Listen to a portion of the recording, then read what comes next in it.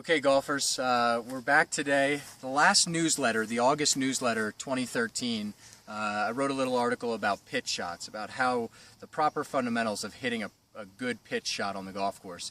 Now, a pitch shot, differing from a chip shot, is a little bit higher. It's going to launch higher off the face, land a lot softer on the green.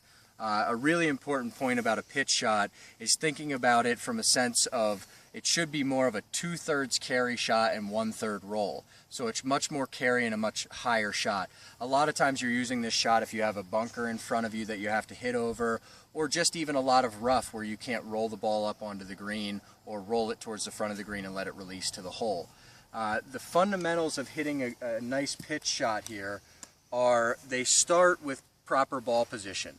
The club actually bottoms out nicely in the middle of the swing with a proper swing. So we're going to put the ball in the middle to slightly back of middle. The reason we would put it a little back is so that our club is working on the downswing.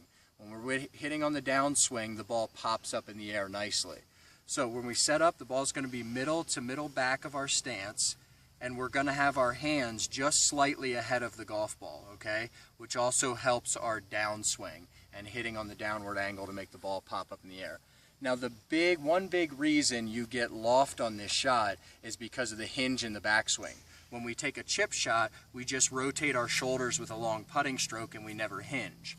Once I hinge in a pitch shot, then the club face actually opens up in the backswing. When it opens, it creates more loft and the ball's going to come off the face higher.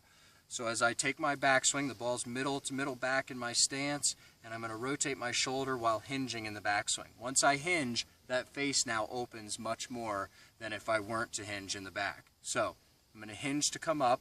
Now as I come through in this swing, second most important point is that there is no release of the club head in this shot.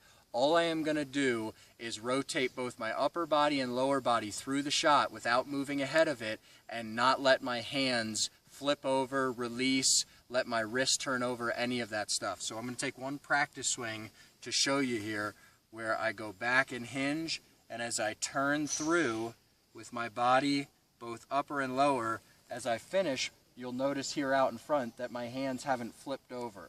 The club face still stays open, which allows the ball to get higher on its launch and land much softer. I'm going to hit one shot here for you, going towards the black net out here.